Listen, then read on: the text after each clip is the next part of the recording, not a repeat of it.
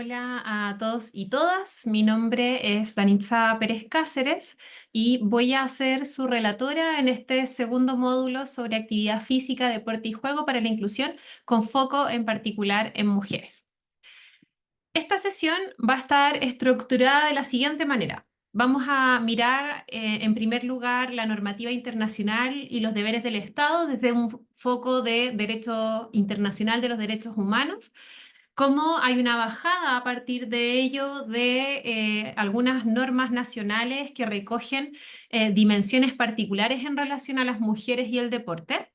Vamos a mirar las brechas y las barreras que existen para la actividad física de mujeres, cuáles son algunas de ellas, para poder pensar también hacia dónde debemos direccionar los esfuerzos para poder avanzar. Y también vamos a mirar muy brevemente la historia de la incorporación de las mujeres en el deporte y algunas grandes deportistas chilenas que además van a ir mirando durante esta presentación. Entonces, para comenzar, vamos a partir con lo que es el derecho internacional de los derechos humanos y algunas dimensiones importantes de ello. Una primera cuestión es que cuando miramos los deberes del Estado desde el derecho internacional, estos podríamos dividirlos en al menos estas cuatro dimensiones.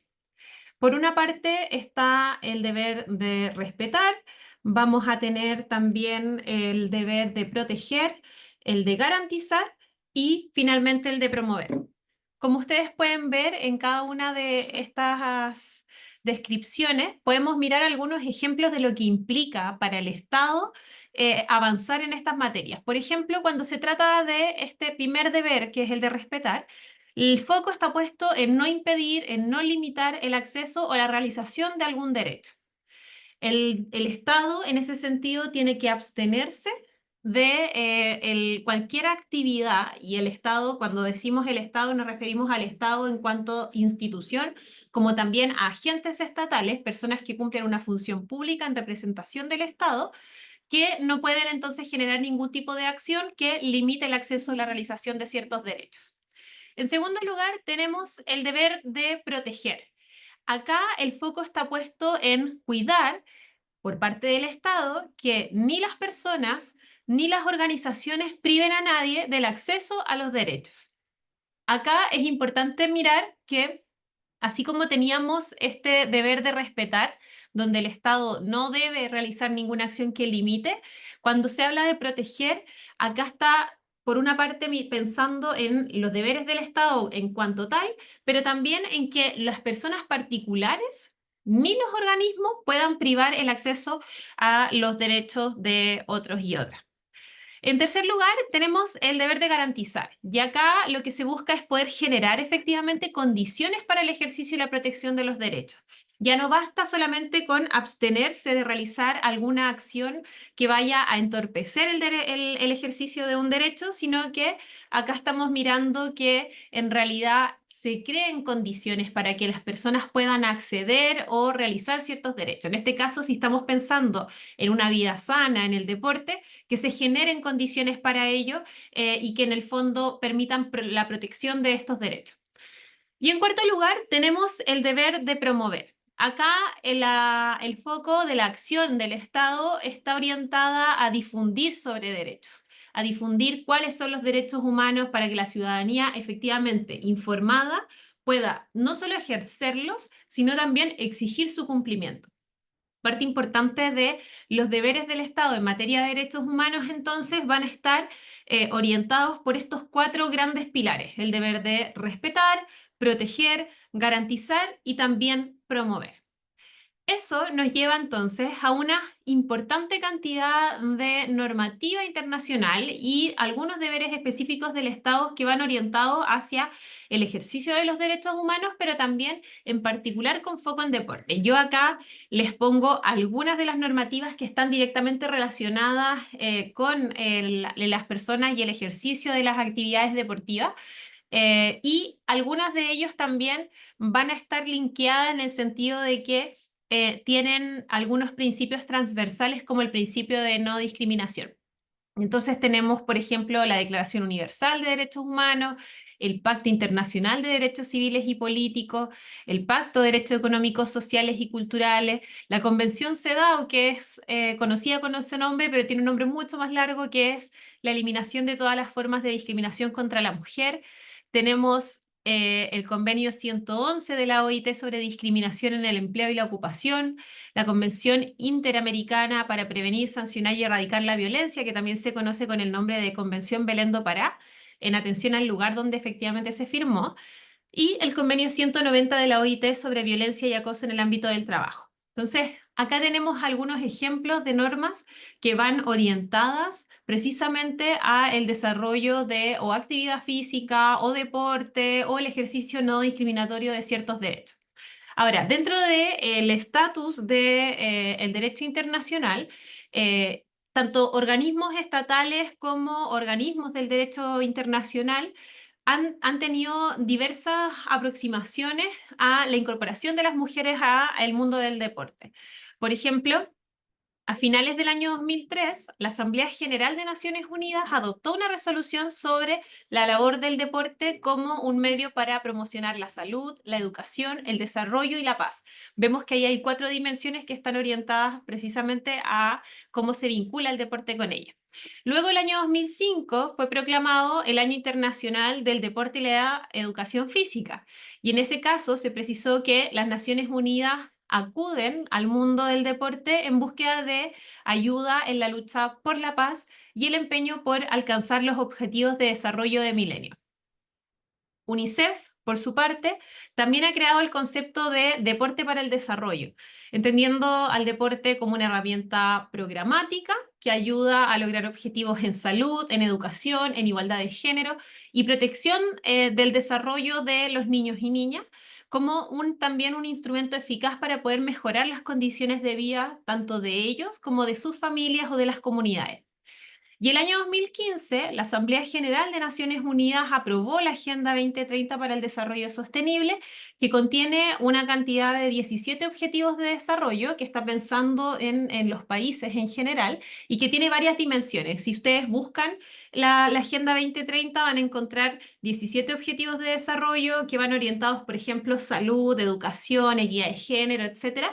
Y dentro de ello se puede observar que también hay un reconocimiento a que el deporte contribuye cada vez más a poder hacer realizable el desarrollo y la paz, promoviendo la tolerancia, el respeto, y que respalda también el empoderamiento de las mujeres y los jóvenes, las personas y las comunidades, así como los objetivos en materia de salud, educación e inclusión social.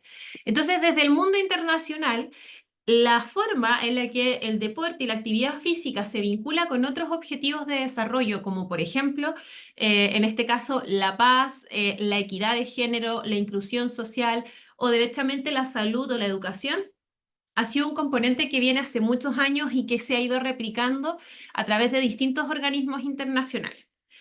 Y también podemos mirar que se ha traducido en normas específicas del derecho internacional que hacen hincapié en algunas de estas dimensiones. Yo acá les puse solamente 2, pero podríamos buscar muchas más para poder tener un contexto a qué se refiere. Y por ejemplo, la Convención para la Eliminación de todas las formas de discriminación contra la mujer, que es la que yo les mencionaba antes, que se llama CEDAW, o que es el nombre coloquial, establece en el artículo 10, letra G: los Estados partes adoptarán todas las medidas apropiadas para eliminar la discriminación contra la mujer a fin de asegurarle la igualdad de derechos con el hombre en la esfera de la educación y en particular para asegurar las condiciones de igualdad entre hombres y mujeres, las mismas oportunidades para participar activamente en el deporte y la educación física.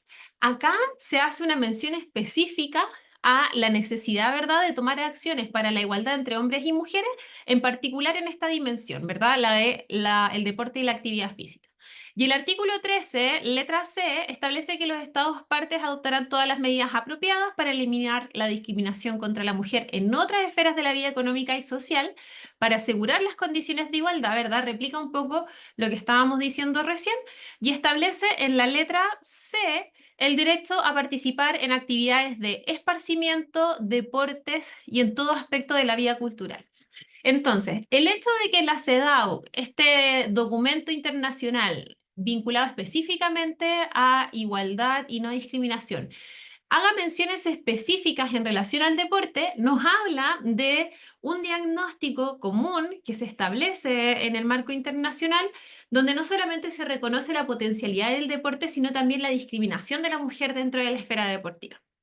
Entonces, tanto así que decide ponerlo por escrito en estas convenciones para que esta dimensión también sea abordada por los estados, asegurando las condiciones para el ejercicio efectivo y que no exista discriminación dentro de estos espacios. Algo parecido hace la Convención sobre los Derechos del Niño, que es lo que está acá a la derecha. Acá el artículo 31 establece que los Estados partes reconocen el derecho del niño al descanso y al esparcimiento, al juego y a las actividades recreativas propias de su edad, y a participar libremente en la vida cultural y en las artes.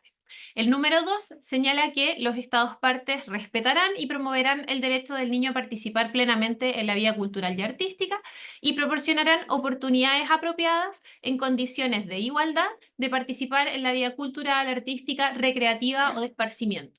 Entonces, acá nuevamente, este instrumento internacional, que es la Convención de los Derechos del Niño, hace una mención específica a la dimensión del esparcimiento y actividades deportivas como un derecho de los niños y niñas que tiene que ser garantizado por los estados. Si nosotros miramos la Carta Internacional de Educación Física de la Actividad Física y el Deporte de la UNESCO del año 2015, se establece también en el artículo único 1 que la práctica de la educación física, la actividad física y el deporte es un derecho fundamental para todos y señala que todo ser humano tiene el derecho fundamental de acceder a la educación física, la actividad física y el deporte sin discriminación alguna, ya que está basada en criterios étnicos, sexo, la orientación sexual, el idioma, la religión, la opinión política o de cualquier otra índole, el origen nacional o social, la posición económica o cualquier otro factor. Y acá hay dos cosas importantes. Por una parte, la Carta de la UNESCO, ¿verdad?, del año 2015, no hace tanto tiempo, establece en este artículo 1 la necesidad de la actividad física y el deporte y releva la importancia de la no discriminación. Lo que viene después son algunas menciones específicas que se realizan en la materia porque son las categorías más comunes de discriminación. Por eso se menciona la orientación sexual, el sexo, los criterios étnicos, la religión, etc. Sin embargo, hay una cláusula abierta que es el final de esta norma que dice cualquier otro factor y que en el fondo deja abierta todas estas categorías de discriminación que se mencionan recién a otras que no se hayan mencionado. De manera que lo que subyace la idea de la normativa internacional, además de este reconocimiento por parte de los organismos internacionales de la importancia que tiene para el ejercicio de ciertos derechos y también para garantizar el desarrollo de los países en condiciones de paz, es el principio de no discriminación, que como mencionaba adelante, se ha ido incorporando en normativas específicas, pero también tiene normas generales que establecen en el ejercicio de todos los derechos y de todas las actividades un principio de no discriminación por distintas causas o razones de vulneración. Si nosotras miramos un poco cómo se ha ido desarrollando, ¿verdad?, esta discusión en el marco internacional, podemos observar que, como les decía delante, tanto la Asamblea General de Naciones Unidas, como UNICEF, como UNESCO o como algunos órganos de tratados han decidido establecer un norte hacia la incorporación de aquellos y aquellas que han sido históricamente excluidas de estas dimensiones dentro de el ejercicio o el esparcimiento propiamente tal. Esa es una primera aproximación. Si nosotras miramos la Carta Olímpica, también tenemos menciones específicas a un poco cómo se observa el sentido de la incorporación de estos sujetos dentro de las actividades de esparcimiento. Tanto la Declaración Universal de Derechos Humanos como la Carta Olímpica prohíben la discriminación fundada en el color, la raza, el sexo, el idioma, la religión, la opinión política, el origen nacional y social, el patrimonio, etc. Tanto la Declaración Universal que hace este hincapié dentro de la discriminación como una prohibición general, hay también un pronunciamiento en relación a la interconexión y la universalidad de los derechos humanos, de manera que promueve condiciones de vida que nos permitan vivir con dignidad y con igualdad. Y estos principios también se reflejan en la Carta Olímpica, que insiste en el juego limpio y el respeto por el deporte. El reconocimiento del valor potencial, por ejemplo, que realiza la Agenda 2030 para el Desarrollo Sostenible que les mencionaba, ha calificado el deporte como un elemento esencial para la paz y el desarrollo y se va materializando en estos distintos instrumentos. Acá podemos mirar en relación a la Carta Olímpica el artículo 2, por ejemplo, que se refiere en particular a algunas dimensiones. Por ejemplo, el número 1, estimular y apoyar la promoción de la ética y la buena gobernanza en el deporte, así como la educación de la juventud a través del deporte y velar porque se imponga el juego limpio y se excluya la violencia en el deporte. El número 4 señala cooperar con las organizaciones públicas y privadas, así como con las autoridades competentes a través de sus dirigentes, con el objeto de poner el deporte al servicio de la humanidad, promoviendo la paz. Ven que se repite un poco esta idea de la promoción de la paz. El número 8 señala estimular y apoyar la promoción de las mujeres en el deporte. Y acá se hace una mención específica a las mujeres, de nuevo, porque se reconoce una situación de particular vulnerabilidad o discriminación que sufren las mujeres con la incorporación en esta dimensión. Y acá se señala que este apoyo a la promoción de las mujeres en el deporte va orientada a todos los niveles y en todas las estructuras con objeto de llevar a la práctica el principio de igualdad entre hombres y mujeres. El número 12 señala estimular y apoyar los esfuerzos de las organizaciones deportivas y de las autoridades públicas para asegurar el futuro social y profesional de los atletas. Y el número 16, estimular y apoyar iniciativas que asocien el deporte con la cultura y la formación. Entonces, esta visión que posee la dimensión, voy a decir, internacional sobre el deporte, se replica también de alguna manera en lo que algunas normas chilenas recogen a través, por ejemplo, de la ley del deporte en Chile. Nuestra normativa nacional en la ley de deporte establece un concepto de deporte que es importante tener a la vista. Señala que el deporte es aquella forma de actividad física que utiliza la motricidad humana como un medio de desarrollo integral de las personas. Acá es importante esta dimensión del desarrollo integral.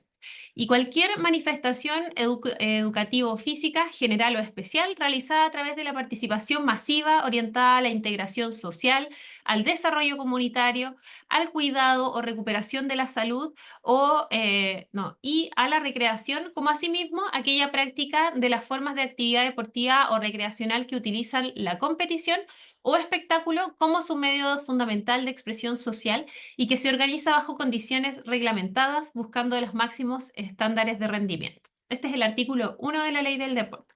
Entonces, cuando uno se aproxima, en este caso, a un concepto que tiene una dimensión integral y que se piensa como una herramienta que está orientada, por ejemplo, a la integración social o al desarrollo comunitario, hay una percepción distinta del deporte que no es individual, sino que es mucho más colectiva. El artículo 2 de esta ley también establece que es deber del Estado crear las condiciones necesarias para el ejercicio, fomento, protección y desarrollo de las actividades físicas y deportivas, estableciendo para ello una política nacional del deporte orientada a la consecución de tales objetivos. El Estado tiene la obligación de promover actividades a través de la prestación de servicios de fomento deportivo y de la asignación de recursos presupuestarios distribuidos con criterios regionales y de equidad de beneficios, impacto social directo, que faciliten el acceso de la población y especialmente niños, adultos mayores, personas en situación de discapacidad, jóvenes en edad escolar, a un mejor desarrollo físico y espiritual. Acá otra cosa importante es que en la protección y el fomento se debe promover un trato digno entre las personas, con especial énfasis en la prevención y sanción de conductas de acoso sexual, abuso sexual, discriminación y maltrato. Entonces vemos que efectivamente hay una idea detrás de la necesidad de equidad dentro del ejercicio de actividades deportivas, pero que también involucra la necesaria participación del Estado en asegurar las condiciones para ello.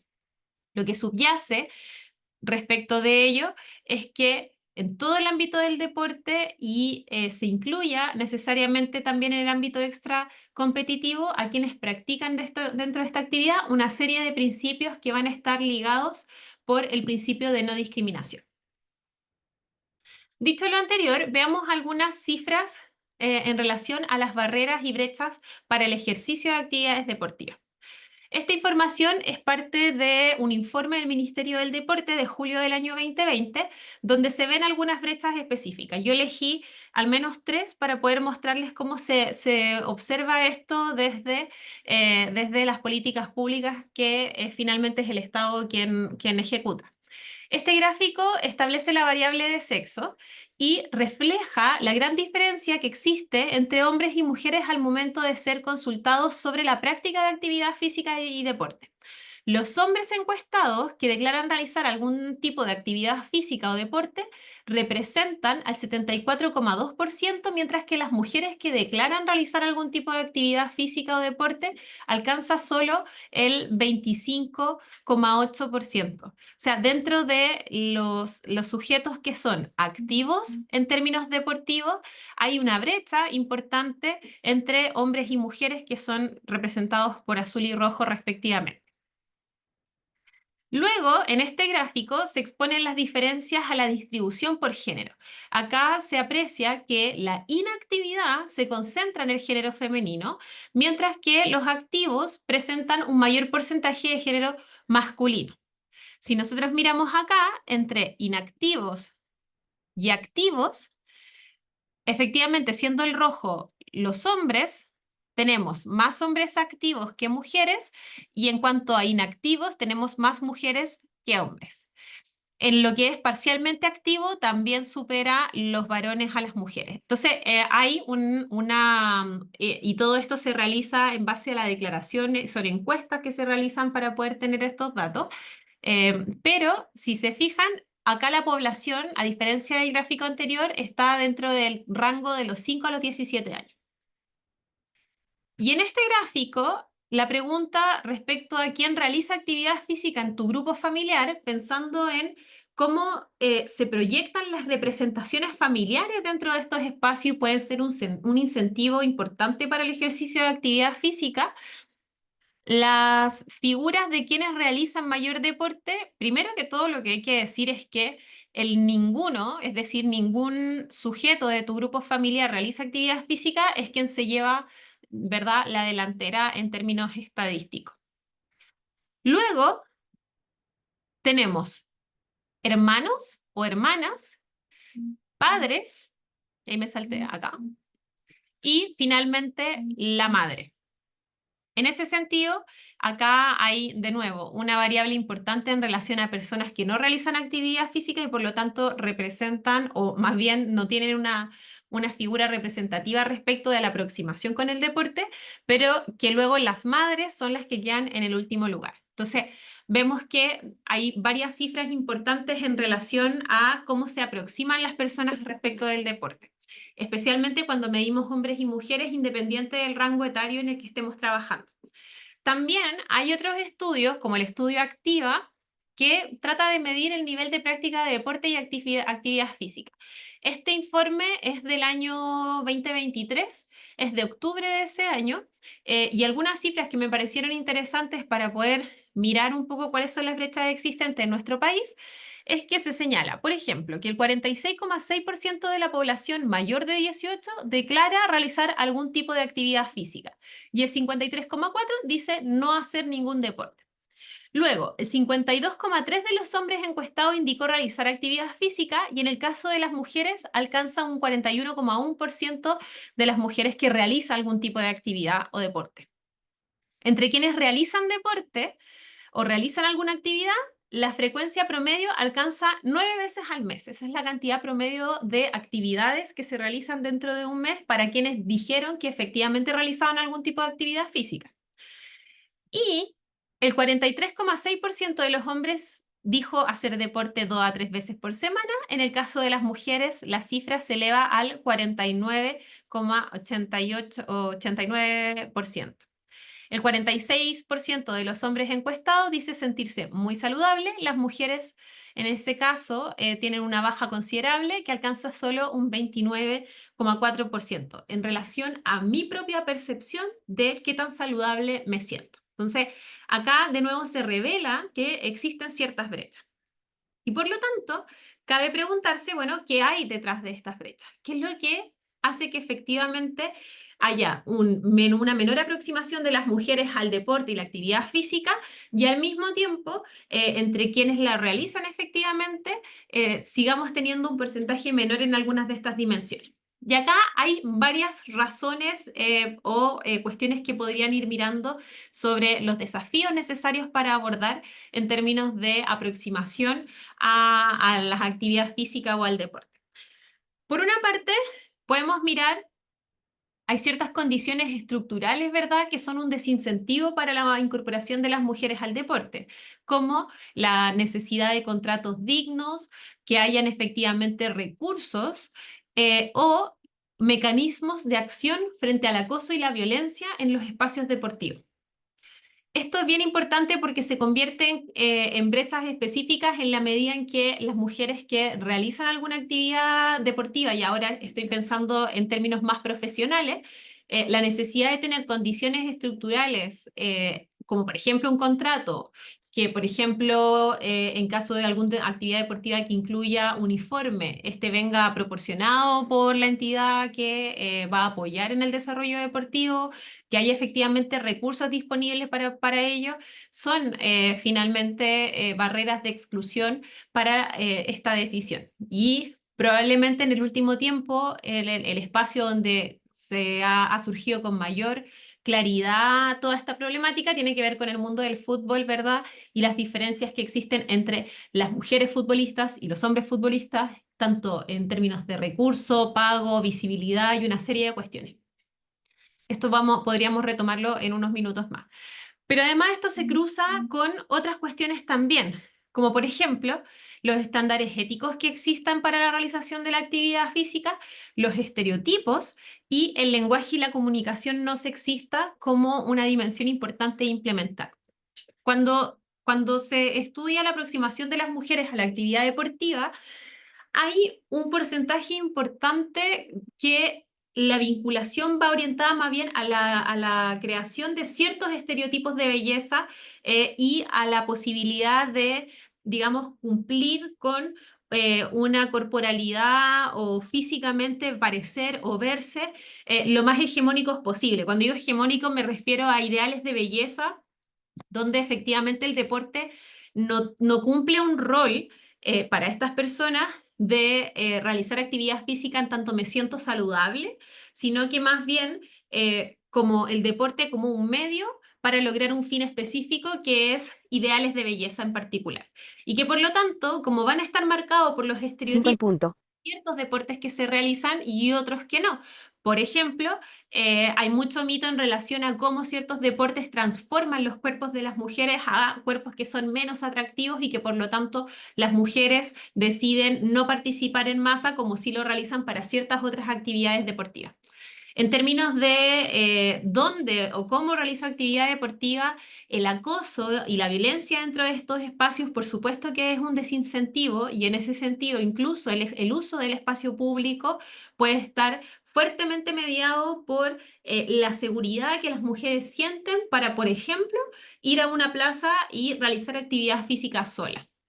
De hecho, hoy día que las plazas en general están mucho más equipadas o al menos en mayor proporción con ciertos elementos para poder realizar algo de actividad física, normalmente son mucho más utilizados por varones que por mujeres y acá hay otras dimensiones que se cruzan, como por ejemplo los cuidados y la posibilidad de tener realmente tiempo libre para realizar actividad física dentro de ya sea un espacio deportivo o bien deportes que son realizados al aire libre. La posibilidad de organizarse para, por ejemplo, poner al cuidado de niños y niñas y efectivamente realizar actividades físicas sin interrupciones y preocupaciones, también es una brecha que impide la incorporación de las mujeres dentro de estos espacios. Entonces vemos cómo, y acá son solo algunas ideas, de cómo, por ejemplo, las niñas y mujeres a menudo se ven privadas de participar dentro de asuntos públicos en general, enfrentan estas brechas en materia deportiva desde los salarios hasta las oportunidades de patrocinio que se reducen finalmente a la incapacidad o la no posibilidad de poder participar en ciertas competiciones o directamente los abusos sexuales dentro de jóvenes atletas que finalmente impiden o desincentivan la participación de otras. También, por supuesto que esto va a estar cruzado en algunos casos más y en otros menos por los casos de racismo, exclusión o discriminación en la práctica deportiva en el mundo entero y en casos particulares en el caso de Chile.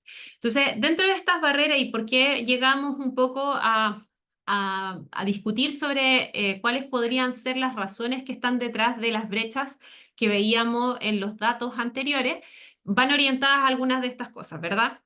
O sea, la posibilidad efectivamente de contar con ciertas seguridades y con la aproximación en términos culturales, y acá quiero recalcar el tema de los estereotipos, cómo nos aproximamos culturalmente a la actividad física en tanto fin y en tanto medio para poder conseguir ciertos fines en particular. En términos de violencia, además, es importante considerar que los datos que tenemos en nuestro país en relación a violencia son bien abrumadores en ese sentido. Por ejemplo, ya hay algunas cuestiones, la violencia sexual, anualmente se presentan en promedio 3.000 denuncias en los últimos 10 años. En el caso de niños, niñas y adolescentes, el 85% de las víctimas de delitos sexuales son menores de edad. En el mundo laboral, 4 de cada 10 mujeres no están en la fuerza laboral por motivos familiares, esto es las razones de cuidado que les mencionaba adelante, o también la brecha salarial que en promedio tiene un 27-30%, pero en ciertas áreas en particular se dispara de una manera importante. La violencia intrafamiliar, el 80% de las víctimas promedio de violencia intrafamiliar son mujeres. En términos institucionales, menos del 10% de los delitos sexuales y por violencia intrafamiliar termina con una sentencia condenatoria, lo que es tremendo porque habla de una impunidad en términos judiciales importante. Y en términos de femicidios propiamente tal, en lo que corresponde al año 2023, estamos hablando de 42 femicidios consumados y 259 femicidios frustrados. O sea, la dimensión de las violencias en general es bien compleja de abordar porque hay digamos, varias dimensiones o estructuras que nos hablan de cómo las mujeres sufren violencias en distintos ámbitos de la vida o derechamente son discriminadas en distintos ámbitos o dimensiones de la vida. Esto que ustedes ven en pantalla es un afiche de una campaña que se realizó hace unos años atrás en España y que estaba orientada a lograr algunas demandas internacionales sobre la incorporación de las mujeres en el deporte. Yo acá las traspasé para poder mirarlas con mayor detalle de cuáles eran algunas de estas demandas, para que ustedes también logren visualizar que las problemáticas que nuestro país enfrenta en relación a las brechas de las mujeres para la incorporación en el deporte también se replican en otros lugares y son bastante similares en algunas dimensiones. Por ejemplo, los contratos laborales como deportistas profesionales, o sea, contar con un contrato y que sea de carácter profesional. Los convenios laborales para cada disciplina, que se establezcan los mismos recursos que hombres y mujeres, por eso dicen nuestros compañeros, que el 50% de la cuota de pantalla en la televisión pública sea destinado a deporte femenino. Esto tiene que ver con la cobertura que realiza la televisión pública, por ejemplo, de las actividades deportivas femeninas y masculinas, donde sabemos que efectivamente se cubre con mayor frecuencia toda la actividad deportiva masculina más que la femenina. La existencia de casos donde efectivamente cuando logran acceder mujeres a contratos laborales se establecen cláusulas antiembarazo, estableciendo prohibiciones de embarazo para las mujeres. La eliminación de estas cláusulas, por supuesto, que entonces es una de las demandas que acompaña a este movimiento. que estén representadas en el 50% de los organismos deportivos, que termine la clasificación, no, la cosificación de las mujeres en el deporte. Esto mirando algunas dimensiones que lamentablemente siguen ocurriendo, como por ejemplo en ciertas actividades deportivas donde se comenta mucho más sobre el cuerpo de la deportista que sobre su desempeño deportivo propiamente tal, que las mujeres estén al 50% de los organismos que rigen en el deporte y en las distintas dimensiones que esto implica. Acá estamos hablando de técnicas, juezas, periodistas, entrenadoras, etc. La incorporación en términos globales de las distintas dimensiones del deporte. Que la ley del deporte nos represente y que los fondos públicos se inviertan equitativamente y con políticas de igualdad.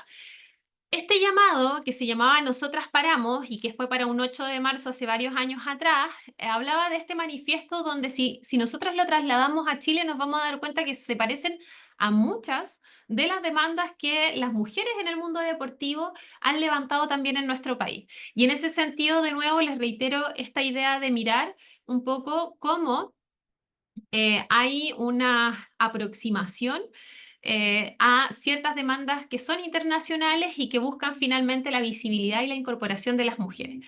Acá la idea que está detrás de esta campaña también está pensando en mecanismos de prevención de algunas violencias como las que mencionábamos delante, que quienes realizan actos efectivamente racistas o violentos sean sancionados luego de una investigación que sea realizada con debida diligencia, que las asociaciones deportivas, los clubes y los órganos reguladores también desempeñen una función especial en la protección de estos derechos humanos y en la promoción de la participación, y que haya marcos de trabajo y planes de acción para combatir definitivamente algunas de las brechas que hemos ido conversando.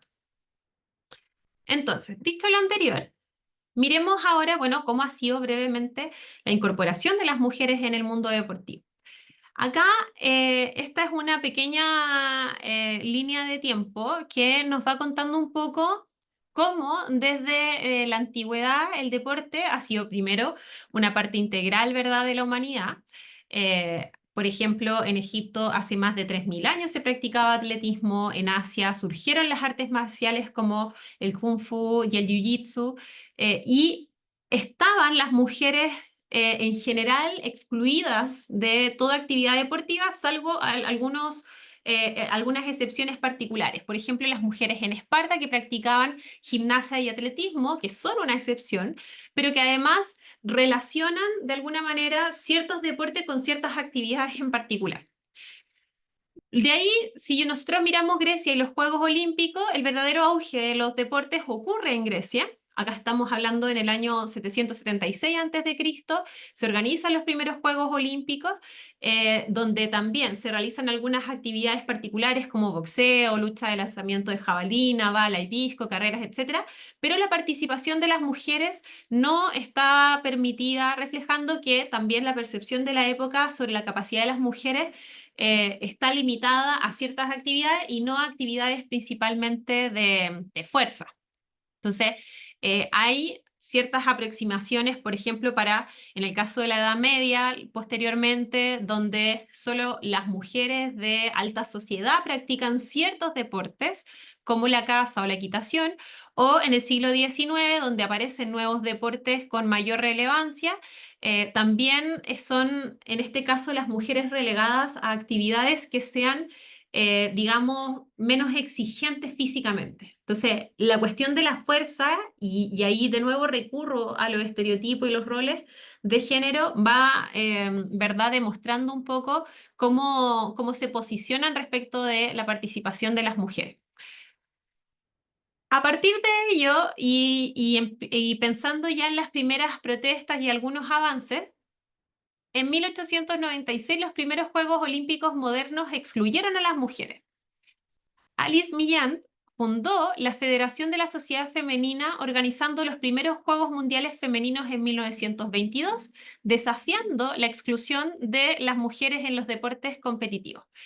Y acá es interesante mirar, y esta fotografía que está abajo también es de un caso bien paradigmático de de una mujer que en 1967 hace historia por convertirse en la primera mujer que corre una maratón de forma oficial, que es la Maratón de Boston, que era una competencia exclusiva para hombres. Y que además logra el cambio de las situaciones de las mujeres en el deporte. Acá es bien interesante su historia para quienes quieran profundizar en ella. Esta mujer, Caterine, lo que hace es registrarse con sus siglas, pero no con su nombre completo, porque la maratón está restringida solo para la participación masculina.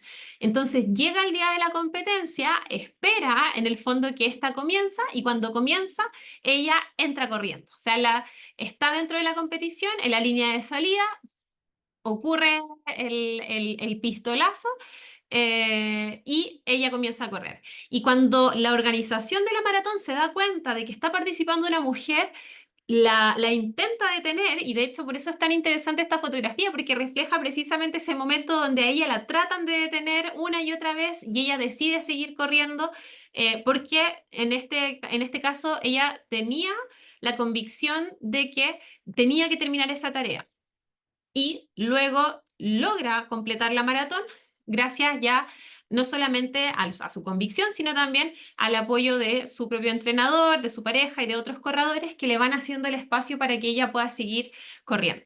Entonces, la incorporación de las mujeres también va marcada por algunas personas que, y aquí voy a volver atrás, empiezan a abrir estos espacios, ¿verdad? Por ejemplo, la creación de estas sociedades femeninas, la Federación de las Ciudades Femeninas que organiza estos primeros Juegos Mundiales en 1922 ocurre después de que, fundados los Juegos Olímpicos modernos, se deja claro que la participación de las mujeres no está considerada. Y en respuesta, ¿verdad? Se crea esta federación que organiza estos nuevos o estos Juegos, digamos, mundiales femeninos. Entonces, las manifestaciones de cómo empezar, digamos, a abrirse espacio va muy mediada por ello también. Acá algunas otras cuestiones que van a ser relevantes, por ejemplo, la implementación del título noveno en 1972 en Estados Unidos que prohibió la discriminación de género en los programas educativos, incluyendo los deportes, y eso impulsa de alguna manera la igualdad en esta línea también. Y eso va generando que progresivamente lleguemos a una participación femenina cada vez más alta. En la actualidad, hoy en día las mujeres tienen una mayor presencia en el deporte, aunque persisten prejuicios y desigualdades. Sin embargo, se continúan rompiendo estos estereotipos y demostrando que las capacidades de todas las mujeres están en distintas disciplinas y no solamente, como inicialmente se creía, en actividades que no fueran particularmente de fuerza o que fueran menos exigentes. Y acá hay una serie de dimensiones y mujeres que han ido abriendo espacio y que fueron pioneras en algunas disciplinas y que fueron rompiendo estos estereotipos y promoviendo la igualdad de género. De manera tal que, si nosotras miramos esta afiche, vemos que mirando la incorporación de las mujeres, en Atenas de 1896 teníamos un porcentaje de 0% de mujeres, ya para el año 2004 tenemos un 40% y para los años de Tokio 2020 tenemos un 48% de participación de atletas femeninas en distintas actividades deportivas. De manera que vamos avanzando hacia la incorporación efectiva de las mujeres. Acá también quise traer algunas mujeres que fueron particularmente relevantes en este acto de romper con los estereotipos. En 1973, Billie Jean King derrotó a Bobby Wright en un evento de tenis denominado la Batalla de los Sexos. Y no solamente lo derrotó, sino que también protestó públicamente para que las tenistas profesionales recibieran salarios iguales a los hombres. Y de hecho hay una película sobre este caso que se llama La Batalla de los Sexos y que es protagonizada de hecho por Emma Stone, por si también la quieren ver. Tenemos también acá a Nadia Comaneci, que también es muy famosa. Ella fue la primera mujer en obtener una calificación perfecta, es decir, de 10, en un evento olímpico de gimnasia artística y tenía solo 14 años cuando obtuvo la medalla en 1976. Y Una mujer también mucho más moderna y aún vigente, Serena Williams, es reconocida como la número uno del tenis. Ha ganado 23 títulos del Grand Slam, tiene 4 medallas de oro olímpica. En 2017 ganó el Abierto de Australia estando embarazada y de hecho algo interesante es que el atuendo que ella presenta en esta fotografía fue también en respuesta a las críticas que realizó en cuanto a estereotipos vinculados con la maternidad, el ejercicio deportivo y la figura femenina dentro de los espacios deportivos. Entonces, también grandes mujeres que han hecho historia y que han ido rompiendo estas barreras y estereotipos.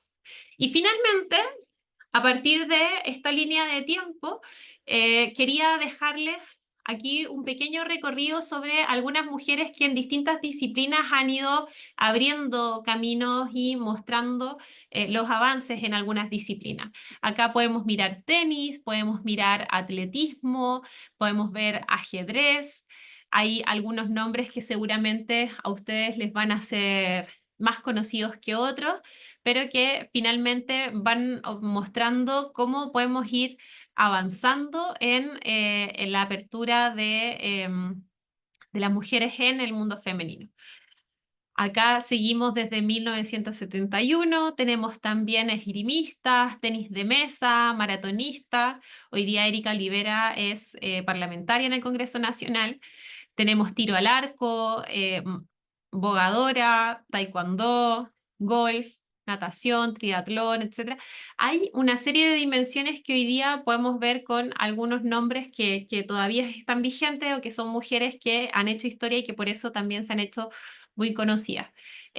Acá ya en el último periodo incluimos triatlón, lanzamiento de bala, motociclismo, tiro, atletismo, hockey en patín y una de las mujeres que sigue haciendo historia precisamente por las críticas que ha realizado en el último tiempo a la condición de las mujeres dentro del fútbol es Tiane Entler, que fue también la mejor arquera del mundo. Y que hoy día además ha permitido volver a poner sobre la mesa la discusión sobre las condiciones laborales y materiales de las mujeres en el deporte. Con ello concluye este módulo. Espero que puedan revisar algunos de estos nombres y puedan abordarlos para la discusión y poder difundirlos también, de manera que podamos conocer también a las mujeres que dentro de nuestro país han hecho historia. Así que muchas gracias.